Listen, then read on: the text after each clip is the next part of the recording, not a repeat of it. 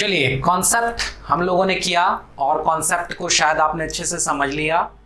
कुछ अगर आपको इश्यूज आती हैं, कोई परेशानियां होती हैं तो आप कमेंट बॉक्स में लिखें, मुझे कॉल कर सकते हैं और मैं आपको यथासंभव as far as it is practicable I will try to answer you and I will try to remove all your problems so far as my knowledge is concerned। जहां तक मुझे ज्ञान होगा मैं आपके समस्या को समाधान करने की पूरी कोशिश करूंगा।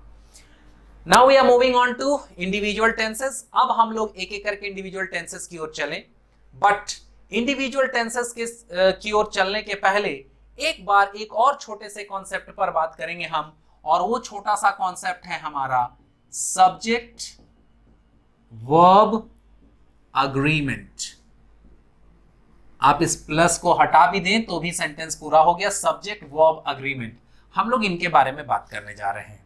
ऐसा क्यों करने जा रहे हैं? क्योंकि आपको पता होना चाहिए sentences are made on this formula. सेंटेंसेस जो होते हैं ना वो इस फॉर्मूला पर बनते हैं, जहां S plus V plus O होता है formula. Where S stands for subject, S का मतलब होता है हमारा subject, V stands for verb, V का मतलब वर्ब होता है यानी क्रिया, and O stands for object, इसका मतलब होता है कर्म। हिंदी में इसे कहेंगे कर्ता, हिंदी में ये हो गई हमारी क्रिया और ऑब्जेक्ट हो गया हमारा कर्म। सबसे पहले हमें जाने कि वर्ब क्या होता है, क्रिया क्या होती है। कट नहीं ना रहा है कहीं? नहीं, ठीक है, कट नहीं रहा, पूरा बोर्ड आ रहा। हाँ, तो वर्ब क्या होता है? State of action is called verb. Verb का डेफिनेशन है कि state of action is called verb, मतलब जो कार्य है, जो काम है, जैसे पढ़ना लिखना बोलना सुनना करना खरीदना नाचना गाना रोना हंसना, ये सब काम हुए, ये सब कार्य हुए। इन्हीं कार्य को ग्रामर की भाषा में क्रिया कहते हैं, हिंदी ग्रामर में, और इंग्लिश ग्रामर में उसे ही हम लोग कहते हैं वर्ब। और इस कार्य को जो करने वाला होगा, डूअर, डू मतलब होता है करना, और इसी को अर लगा दिया डूअर, यानी करने वाला, जो सेंटेंस में उस कार्य को करेगा, जो सेंटेंस में उस टास्क को परफॉर्म करेगा, उसे ही हम कहते हैं सब्जेक्ट यानी कर्ता। कर्ता जब कोई कार्य करता है तो उसका इफेक्ट, उसका प्रभाव भी कहीं पड़ता है, तो जो प्रभावित होगा, जो उस प्रभाव को झेलेगा, उसे ही हम कहेंगे ऑब्जेक्ट। आ रही बात समझ में? एग्जाम्पल के माध्यम से समझें। अगर मैं बोल रहा हूं कि राम खेलता है, तो यहां काम हो रहा है खेलने का। कौन खेल रहा है? राम। तो राम हमारा सब्जेक्ट हो गया और वर्ब हो गया खेलना, लेकिन यहां कोई ऑब्जेक्ट नहीं है। अगर मैं इसे बोलूं कि राम हॉकी खेलता है, तो यहां फिर काम क्या हो रहा है? खेलने का। कौन खेल रहा है? राम। तो राम हो गया हमारा सब्जेक्ट। राम क्या खेलता है? तो हॉकी। तो हॉकी हो गया हमारा ऑब्जेक्ट। अब आप कहेंगे कि ऐसे तो इंग्लिश में स्ट्रक्चर नहीं बनता। बिल्कुल नहीं बनता। इंग्लिश का स्ट्रक्चर उस तरह से होता है, जैसे इसको हम ट्रांसलेट करेंगे तो बना देंगे राम प्लेज, अर्थ हो गया राम खेलता है। और जब इसको ट्रांसलेट करेंगे तो बनाएंगे राम, उसके बाद वर्ब देना है अकॉर्डिंग टू स्ट्रक्चर, प्लेस, और उसके बाद क्या खेलता है? तो हॉकी। तो हॉकी ही हो गया हमारा object. Subject verb object, subject verb. तो ये चीजें कैसे बन रही हैं? और राम के साथ एक बार ही प्लेस क्यों आया, राम के साथ प्ले क्यों नहीं आया? इन्हीं चीजों को समझने के लिए हमें समझना है सब्जेक्ट वर्ब अग्रीमेंट। इस चीज को बेहतर तरीके से समझने के लिए सिर्फ एक लाइन में बोलूंगा, आप वो सुने कि जब सब्जेक्ट सिंगुलर तो वर्ब भी सिंगुलर, और जब सब्जेक्ट प्लूरल तो वर्ब भी प्लूरल। फिर से सुने, जब सब्जेक्ट सिंगुलर तो वर्ब भी सिंगुलर, और जब सब्जेक्ट प्लूरल तो वर्ब भी प्लूरल। इस चीज को अच्छे से समझने के लिए हम कुछ नाउन्स लेते हैं। जैसे मान लीजिए मैंने ले लिया पेन, तो पेन सिंगुलर है कि प्लूरल है? ऑब्वियस है कि ये सिंगुलर है, एक वचन में है। इसमें हम क्या कर दें कि ये प्लूरल बन जाए? तो इसमें हम बस एक एस लगा देंगे, ये बन गया पेन्स, तो ये हो गया हमारा प्लूरल। इसकी हिंदी हुई कलम, तो इसकी हिंदी हुई कलमें। उसी तरह अगर मैं कह रहा हूं बुक, तो ये सिंगुलर है, इसका मतलब हुआ एक किताब, और अगर मैं इसमें एस लगा दूं तो ये हो गया बुक्स, तो इसका मतलब हो गया कई सारी किताबें। अब इन नाउन्स को अगर हम मान ले कि ये सब्जेक्ट हैं, तो इनसे रिलेटेड कुछ वर्ब्स ले लेते हैं। पेन से हम क्या करते हैं भाई? तो पेन से हम करते हैं राइट यानी लिखना, इसमें भी एस लगाएंगे तो ये बन गया हमारा राइट्स। बुक से क्या करते हैं हम, तो रीड करते हैं, पढ़ना, इसमें भी एस ई एस लगाएंगे तो बन गया रीड्स। तो ये हो गया हमारा प्लूरल और ये हो गया सिंगुलर। वापस नियम पर आते हैं। नियम कह रहा है कि जब सब्जेक्ट सिंगुलर तो वर्ब भी सिंगुलर, जब सब्जेक्ट प्लूरल तो वर्ब भी प्लूरल। शायद ये गलत हो गया। देखिए मैंने यहां क्या कर दिया है कि उल्टा सिंगुलर लिखा है। सिंगुलर तो इधर होना चाहिए था, प्लूरल तो इधर होना चाहिए था, है ना। जो लोग ये बात सोच रहे हैं बिल्कुल गलत सोच रहे हैं, मैंने कोई गलती नहीं की है। अगर आपको ये भी रूल नहीं पता है तो इस रूल को भी जाने कि क्रिया अपने मूल रूप में सदा बहुवचन में रहती है। Verb in its original form is always there in plural, यानी वर्ब इज ऑलवेज प्लूरल। जिसे आप V1 कहते हैं ना, मुख्य क्रिया का पहला रूप, वो दरअसल में प्लूरल फॉर्म होता है। हमेशा वर्ब प्लूरल ही होता है, और उसमें अगर एस लगा देते हैं तो वो सिंगुलर बन जाता है। लेकिन नाउन के साथ ऐसा नहीं है।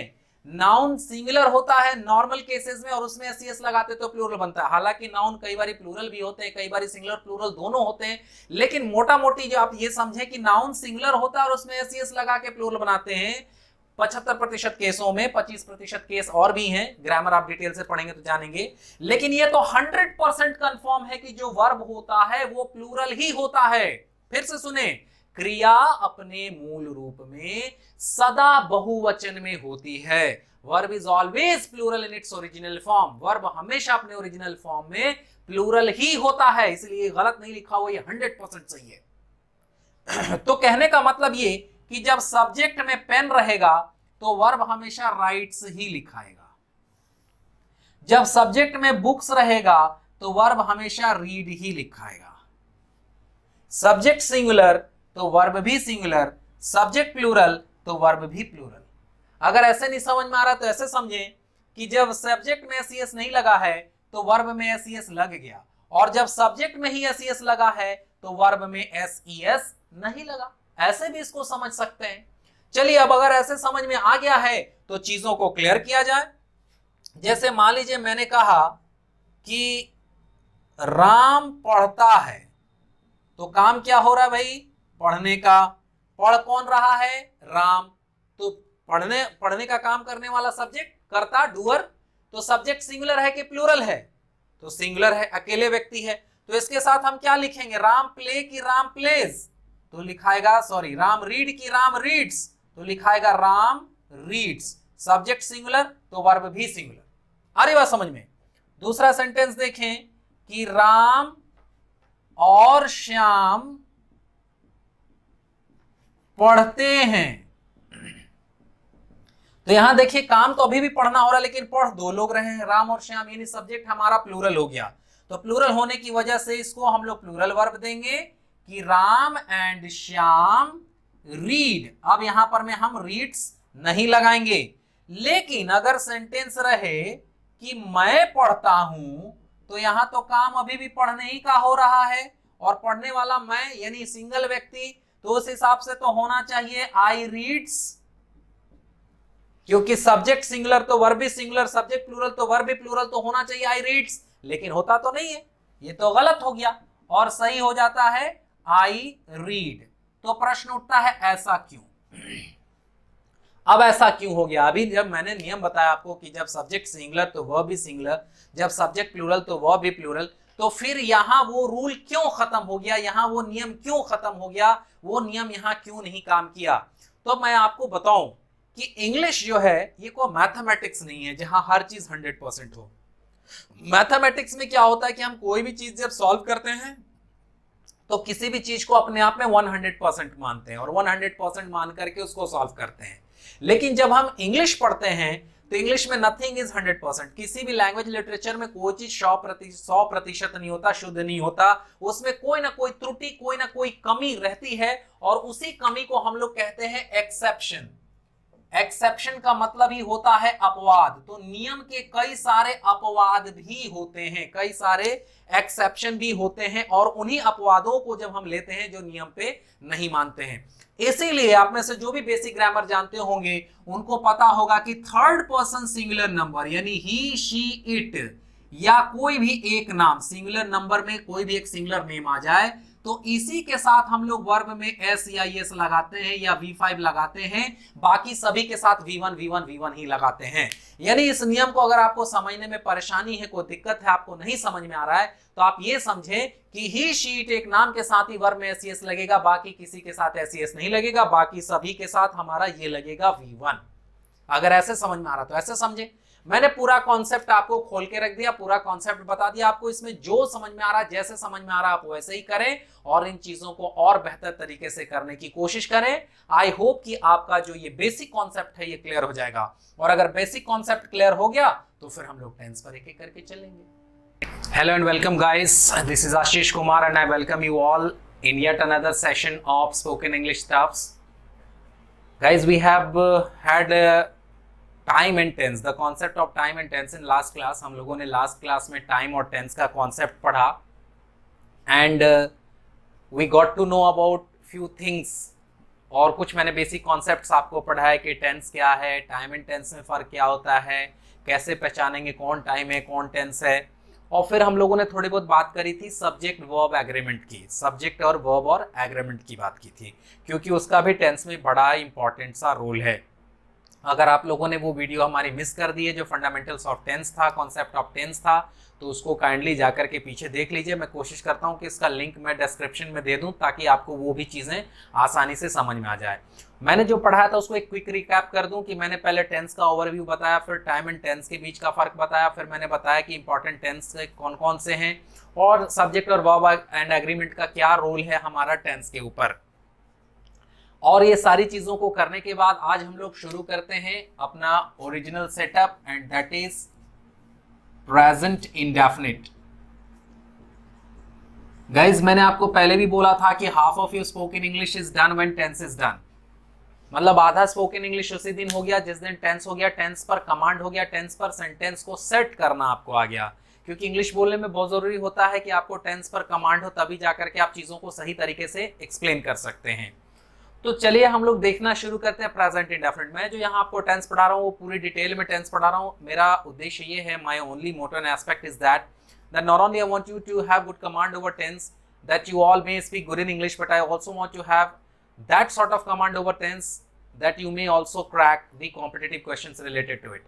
जो टेंस से रिलेटेड क्वेश्चंस आएंगे कॉम्पिटिशन में, आप उसके भी कॉमन एरर्स को ढूंढ ले। इसके लिए भी मैं जो टेंस पढ़ा रहा हूँ उसको डिटेल करने की कोशिश करूंगा।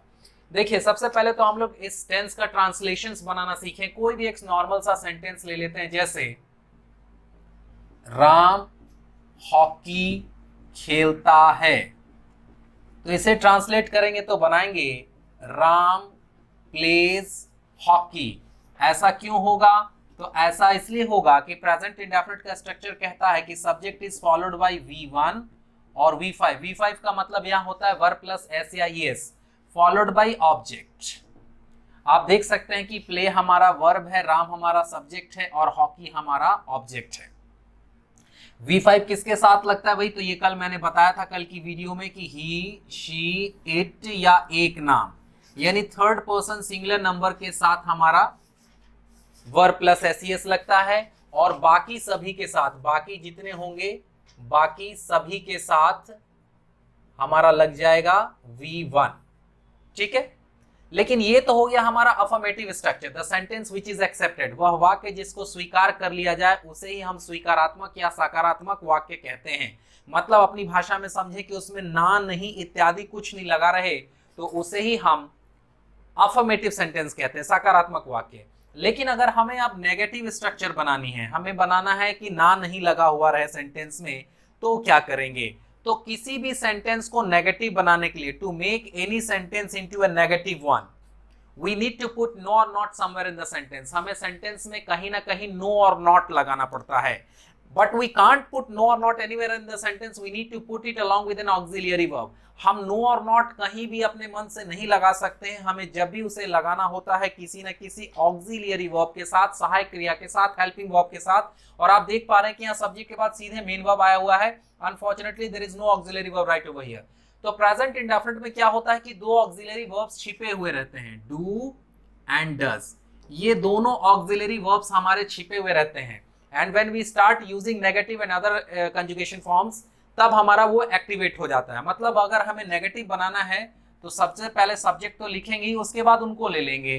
तो डू को लिया शॉर्ट में, नो नॉट लगा दिया उसी के साथ, तो बन गया डोंट। डज को लिया शॉर्ट में, नो नॉट लगा दिया, बन गया डजंट। और अब हमेशा जब भी डू डज आएगा तो अब कभी भी उसके बाद हमेशा V1 आएगा, V5 नहीं आएगा, क्योंकि V5 के लिए ही हम लोगों ने डज ले लिया, या यूं कहे कि डू में यस लगा के V5 बना लिया, और उसके बाद क्वालिफाई कर जाएगा हमारा, सॉरी फॉलो कर जाएगा हमारा ऑब्जेक्ट।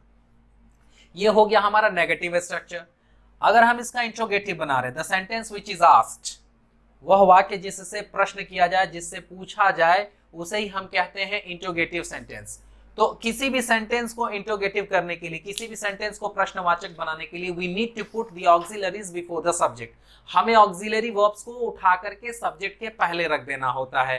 तो ये है हमारा ऑक्सिलरी वर्ब, इसको उठा के सब्जेक्ट के पहले रख दीजिए। तो ये डू और डज हमारा आ जाएगा पहले, उसके बाद आएगा सब्जेक्ट, फिर आएगा V1, फिर ऑब्जेक्ट, लास्ट में क्वेश्चन मार्क लगा रहेगा। तब इसे समझेंगे हम कि ये इंट्रोगेटिव सेंटेंस है। अगर हमें इंट्रोगेटिव नेगेटिव करना है, the sentence which is asked and neglected, तो देखिए आस्क तो इस तरह से कर ही रहे, पूछ रहे हैं, अब इसे नेग्लेक्ट करना है। नेग्लेक्ट करने के लिए नो नॉट लगा दीजिए। तो डू नॉट को शॉर्ट किए तो बन गया डोंट, डज नॉट को शॉर्ट किए तो बन गया डजंट, फिर सब्जेक्ट, फिर V1, फिर ऑब्जेक्ट। अगर आप नो नॉट को खोलकर लिखना चाहते हैं तो सब्जेक्ट के बाद लिखना पड़ेगा। अगर आप इसको शॉर्ट एंड फॉर्म को, कॉन्ट्रैक्शन को यूज नहीं करना चाहते तो नो नॉट को सब्जेक्ट के बाद लिखेंगे, बाकी चीजें सेम रहेंगी। नेक्स्ट है हमारा WH इंट्रोगेटिव। तो आपको मैंने पिछले कुछ वीडियोस में अगर आप देखेंगे तो मैंने WH पढ़ाया है, WH वर्ड्स के बारे में पढ़ाया है। बेसिकली वे क्वेश्चन वर्ड्स होते हैं, लेकिन उनसे आंसर भी कर सकते हैं। ये सारी बातें हम लोगों ने पिछली वीडियोस में पढ़ाई हैं। आप हमारी पिछली वीडियोस को देखें, WH का बकायदा एक सेशन बना है, तो WH वाली जो इश्यूज हैं आपकी क्लियर हो जाएंगी। तो WH इंट्रोगेटिव कुछ नहीं है, when 9 kinds of WH are put before any interrogative then they are called WH interrogative. जब भी 9 kinds of WH में से किसी को भी उठा करके इंट्रोगेटिव के पहले लिख देते हैं तो उसे ही कहना शुरू करते हैं WH इंट्रोगेटिव। यानी ये हमारा कोई भी WH वर्ड्स हुआ और फिर उसके बाद पूरा का पूरा do, does, subject, V1, object, और इन दी एंड क्वेश्चन मार्क तो रहेगा ही रहेगा। फिर एक आखिरी आप बना सकते हैं WH interrogative negative, when 9 kinds of WH are put before any simple interrogative negative then they are called WH interrogative negative. यानी WH words plus don't, doesn't say लेकर के पूरा का पूरा सब्जेक्ट, V1, ऑब्जेक्ट। तो इस तरह से ये इसके स्ट्रक्चर्स बन गए। अब हम लोग क्या करते हैं, सेम सेंटेंस को सारे स्ट्रक्चर्स पर रख करके देखते हैं कि चीजें क्लियर हो रही हैं कि नहीं हो रही है। मैं देख लूं स्क्रीन कब तक नहीं कट रहा है। राम हॉकी नहीं खेलता है तो बनाएंगे राम डजंट प्ले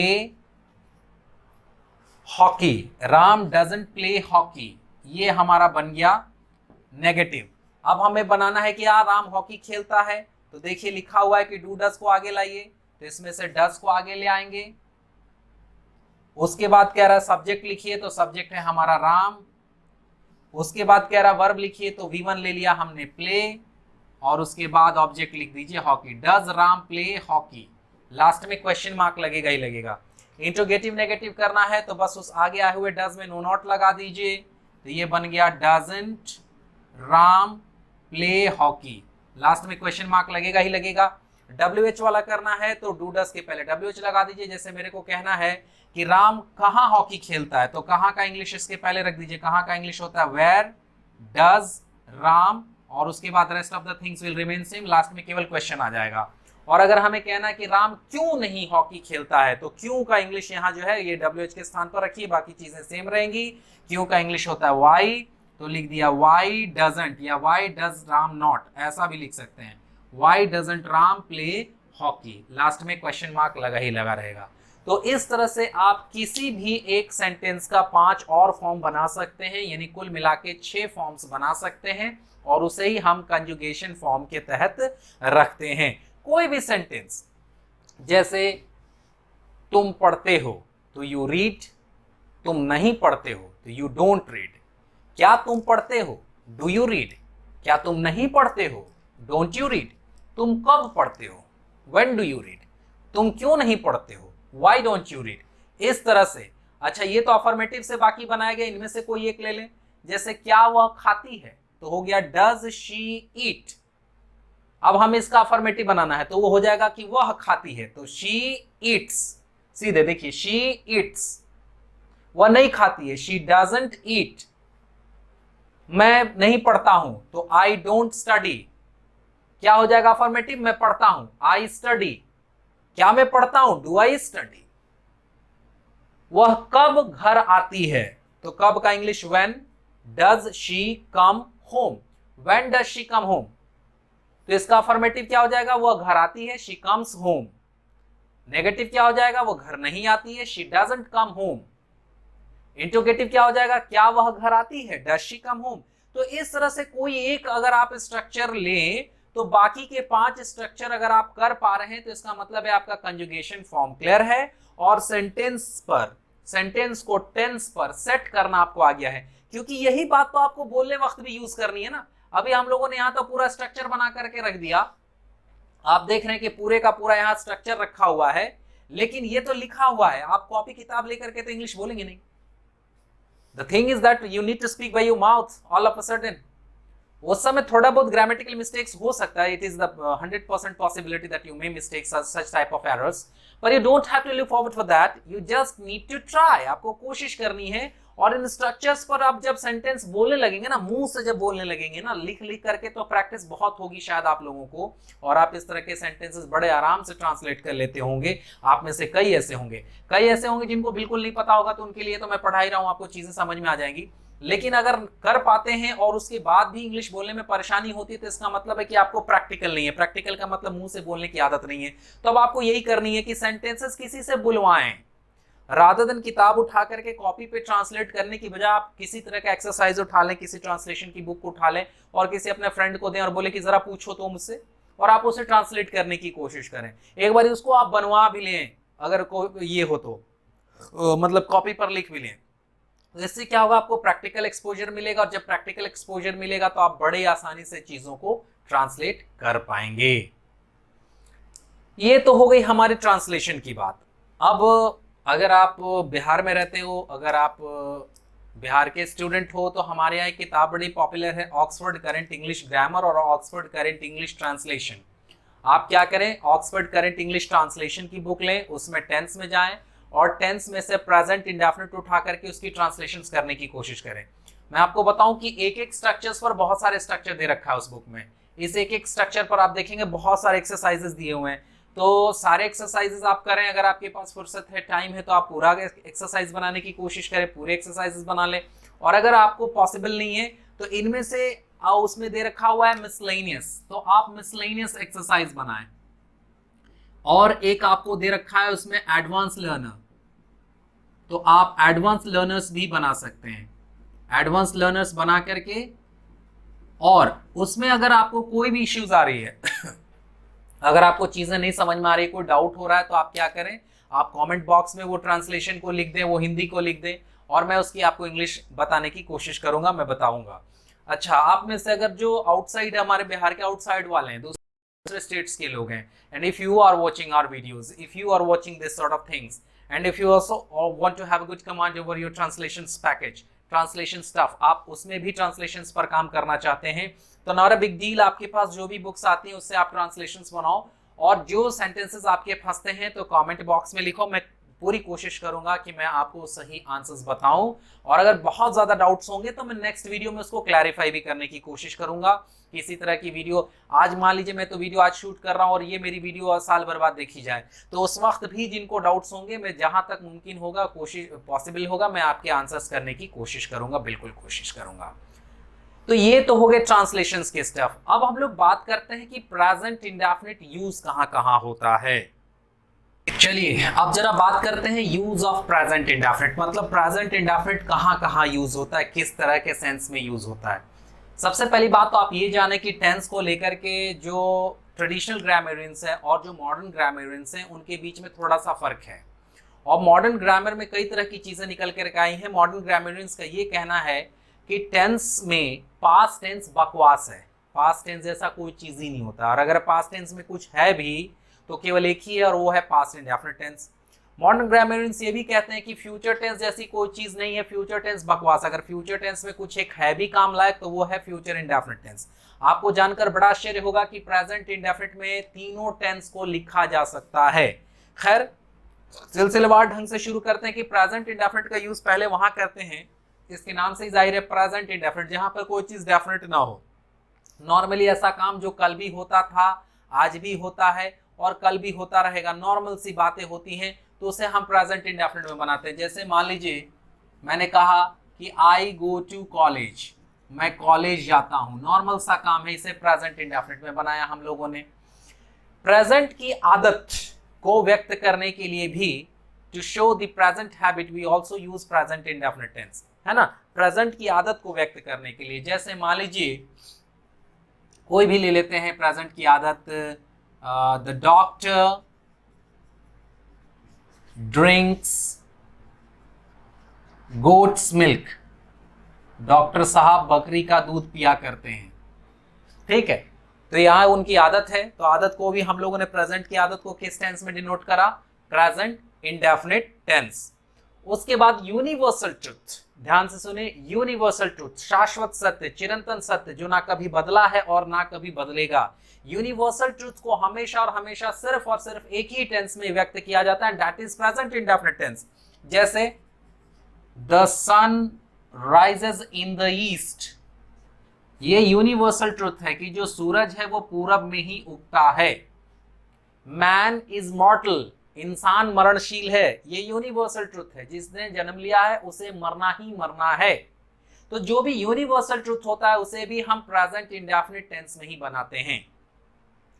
प्रिंसिपल्स यानी सिद्धांत, चाहे वो फिजिक्स के हों, चाहे वो केमिस्ट्री के हों, चाहे वो मैथमेटिक्स के हों, प्रिंसिपल्स को भी हम लोग प्रेजेंट इंडेफिनिट टेंस में ही बनाते हैं। जैसे oil floats on water, oil floats on water यानी तेल पानी की सतह पर तैरता है। ये केमिस्ट्री का प्रिंसिपल है, आप तेल को पानी में डाल के देखिए, वो डिसॉल्व नहीं करेगा, कभी भी उसमें घुलेगा नहीं, सॉल्विंग नेचर नहीं होता उसका, तो वो क्या करेगा, उसके ऊपर फ्लोट करेगा, उसके सतह पर बहता रहेगा, that is chemistry's principle. 2 and 2 makes 4, 2 and 2 is 4, maths का सिंपल सिद्धांत है कि 2 और 2 4 होते हैं। Water boils at 100 degree and freezes at 0 degree centigrade, यानी पानी 100 डिग्री सेंटीग्रेड पर खौल जाता है और 0 डिग्री सेंटीग्रेड पर जम जाता है, ये फिजिक्स का प्रिंसिपल है। तो उसी तरह से कोई भी प्रिंसिपल हो, किसी भी प्रकार का सिद्धांत हो, उसे भी हम प्रेजेंट इंडेफिनिट टेंस में ही बनाते हैं।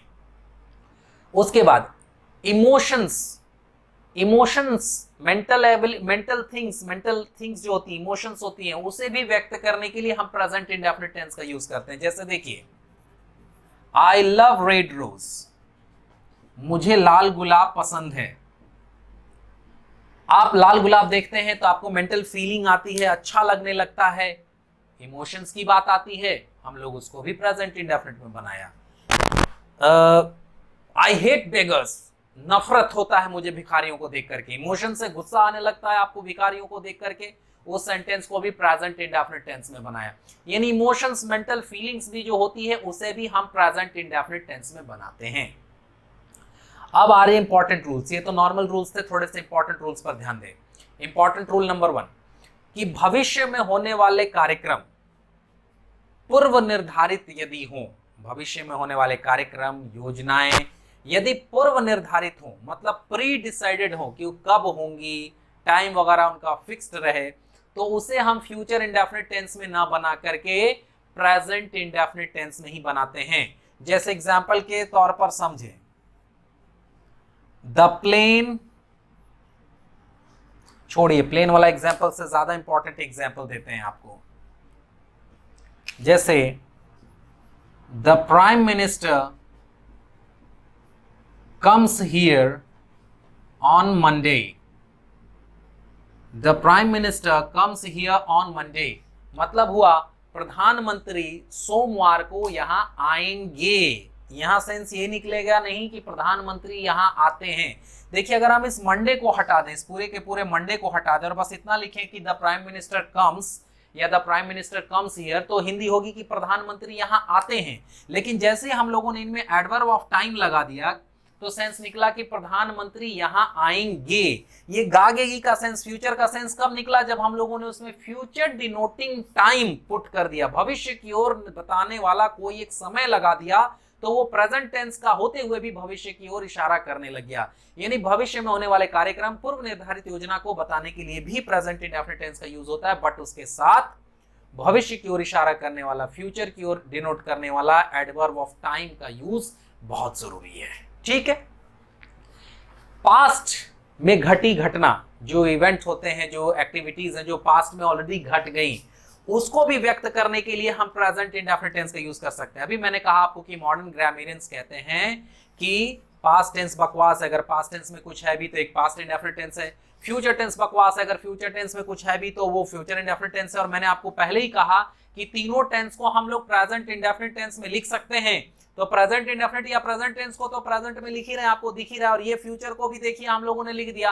अब देखिए पास्ट की चीजों को, जैसे ए गैंग ऑफ रॉबर्स,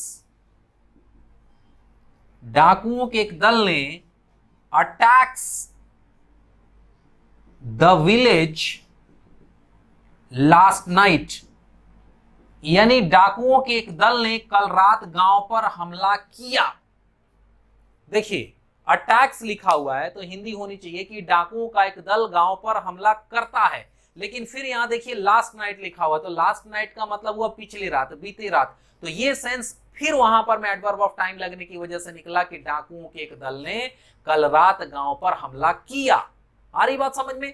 तो पास्ट की चीजों को जोरदार बनाने के लिए, एम्फैटिक बनाने के लिए भी हम प्रेजेंट इंडेफिनिट टेंस का यूज करते हैं। तो हम लोगों ने देखा कि फ्यूचर इंडेफिनिट को भी, यानी फ्यूचर की चीजों को भी प्रेजेंट इंडेफिनिट में यूज कर रहे हैं, और पास्ट की चीजों को भी प्रेजेंट इंडेफिनिट में यूज कर रहे हैं। एक दो और एग्जांपल्स हैं या एक दो और यूजेस है प्रेजेंट इंडेफिनिट के, उसको भी समझने की कोशिश करें तो बेटर होगा। देखिए अब बात करते हैं कि अखबार वगैरह आप पढ़ते होंगे, if you go through newspapers, English newspapers वगैरह आप पढ़ेंगे तो आप देखेंगे कि इंग्लिश न्यूज़पेपर्स में भी पास्ट की घटी घटना को प्रेजेंट इंडेफिनिट टेंस में लिखा रहता है। कोई भी, आप कोई भी उठा करके देखें इंग्लिश न्यूज़पेपर, खासकर उसकी हेडलाइंस देखें तो आप देखेंगे कि उसमें 90% जो हेडलाइंस होते हैं वो प्रेजेंट इंडेफिनिट टेंस में होते हैं। बहुत रेयर ही आप देखेंगे कि कोई पास्ट इंडेफिनिट टेंस में लिखा हुआ है। जैसे मान लीजिए एक न्यूज छपा कि 3 prisoners escape from jail, मतलब हुआ कि 3 कैदी जेल से भागे। तो यहां होना चाहिए था 3 prisoners escaped from jail, escape का सेकंड फॉर्म होना चाहिए था एस्केप्ड, लेकिन हम लोगों ने क्या लिखा है, या हेडलाइन क्या छपी न्यूज़पेपर में कि 3 prisoners escaped from jail, 3 कैदी जेल से भागे। तो अखबार में भी भूतकाल की घटना का विवरण देने में प्रेजेंट इंडेफिनिट टेंस का यूज होता है। अब बात कर ले थोड़ी कमेंट्रीज की, स्पोर्ट कमेंट्रीज हो गए या किसी भी आयोजन का आंखों देखा हाल सुनाने में कमेंट्री को लिविंग बनाने के ख्याल से भी प्रेजेंट इंडेफिनिट टेंस का यूज होता है। कोई भी रनिंग कमेंट्री जब होगी ना तो उसमें भी आप देखेंगे कि हमेशा प्रेजेंट इंडेफिनिट टेंस का यूज होता है। जैसे देखिए मान लीजिए एक कमेंट्री चल रही है, किसी मैच का कमेंट्री चल रहा है, तो उसमें कहा कि ब्रॉड थ्रोज द बॉल, मतलब ब्रॉड ने बॉल फेंका, and Rohit moves a bit, Rohit थोड़ा सा हटे, एंड हिट्स द बॉल, और बॉल पर प्रहार किया, एंड स्कोर्स 6 रन्स, और 6 रन प्राप्त किए। यह सेंटेंस है। आप देखिए यहां पर मैं क्या लिखा है हम लोगों ने, throws V5, moves V5, hits V5, scores V5, सब प्रेजेंट इंडेफिनिट। जबकि ये सब तो पास्ट हो गया, तब ना कमेंटेटर बोला ब्रॉड ने बॉलिंग कर दी, रोहित थोड़ा सा हट चुके, बॉल को मार चुके, छक्का लगा चुके, तब तो ये कमेंटेटर कमेंट्री कर रहे हैं। लेकिन ये प्रेजेंट इंडेफिनिट में ही कमेंटेटर बहुत ज्यादा इंग्लिश में कमेंट्री करते हैं। तो कमेंट्री को लिविंग बनाने के ख्याल से भी प्रेजेंट इंडेफिनिट टेंस का यूज होता है। उसके बाद हियर या देयर से शुरू होने वाले एक्सक्लेमेटरी सेंटेंस, हियर या देयर से शुरू होने वाले वैसे एक्सक्लेमेटरी सेंटेंस जिनसे किसी कार्य के जारी रहने का बोध हो, उसे भी हम प्रेजेंट इंडेफिनिट टेंस में ही बनाते हैं। पहले आप जाने कि एक्सक्लेमेटरी सेंटेंस क्या होता है। एक्सक्लेमेटरी सेंटेंस का मतलब होता है विस्मयादि बोधक वाक्य, जो सडन फीलिंग्स व्यक्त करते हैं। सडन फीलिंग्स, आप जा रहे आपको एक बहुत बड़ा आदमी से धक्का लग गया, वो आदमी 8 फीट की हाइट का है, तो आपको धक्का लगा, आपने कहा अरे यार राक्षस है क्या। तो ये जो मुंह से सेंटेंस निकला इसे ही कहते हैं एक्सक्लेमेटरी सेंटेंस। इसमें कई बार इंटरजेक्शंस लगे रहते हैं, ओह आह, कई बार नहीं भी लगे रहते हैं, कई बार व्हाट और हाउ से बनता है, तो कई तरह के एक्सक्लेमेटरी सेंटेंस भी होते हैं। उसमें जो सेंटेंस हियर या देयर से बने और उससे किसी कार्य के जारी रहने का बोध हो, किसी कार्य के चलते रहने का बोध हो, तो उसे ही हम प्रेजेंट इंडेफिनिट टेंस में बनाते हैं। जैसे मान लीजिए मैंने कहा here comes the king, here comes the king मतलब हुआ लो राजा आ गए, लो राजा आ गए। तो राजा आ गए मतलब क्या डायरेक्ट अपीयर हुए?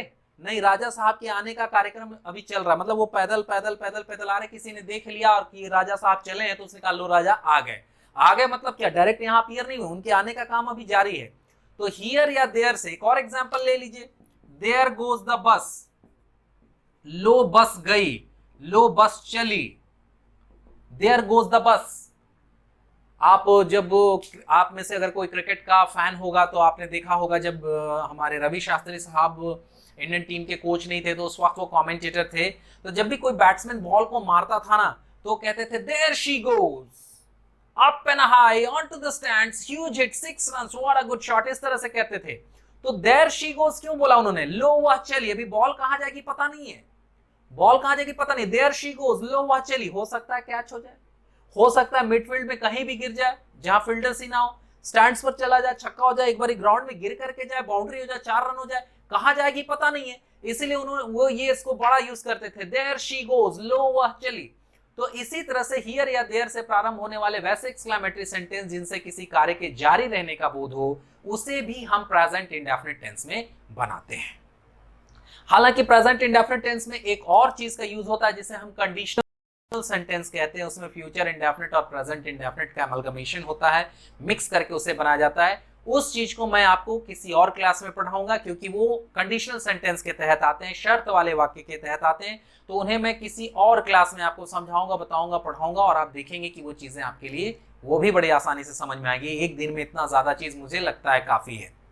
अगर आपको समझ में आ गया वेल एंड गुड, नहीं समझ में आया तो हमारी वीडियो को फिर से रिप्ले कर करके देखिए, एक एक रूल को ध्यान से सुनिए, और अगर ऑक्सफोर्ड वाली किताब है आपके पास तो उसमें जाकर के देखिए, इन सारी चीजों पर बहुत सारे एक्सप्लेनेशन दिए हुए हैं। या कोई भी बुक आपके पास अवेलेबल हो उसमें प्रेजेंट इंडेफिनिट दे रखा हो तो आप प्रेजेंट इंडेफिनिट को देखें, उसके रूल्स को समझे, एग्जांपल्स को समझे। और अगर कोई भी डाउट आपको होती है, आपको चीजें क्लियर नहीं होती है, तो मैंने पहले ही कह रखा है कि आप कमेंट बॉक्स में कमेंट करें, या फिर अगर मेरी पर्सनल चैनल पर आप वीडियो देख रहे हैं तो उसमें मैंने अपना फोन नंबर वगैरह दे रखा है, आप उस पर भी व्हाट्सएप वगैरह कर सकते हैं, और फिर जो भी मुझसे बन पड़ेगा मैं आपको सोल्यूशन देने की कोशिश करूंगा।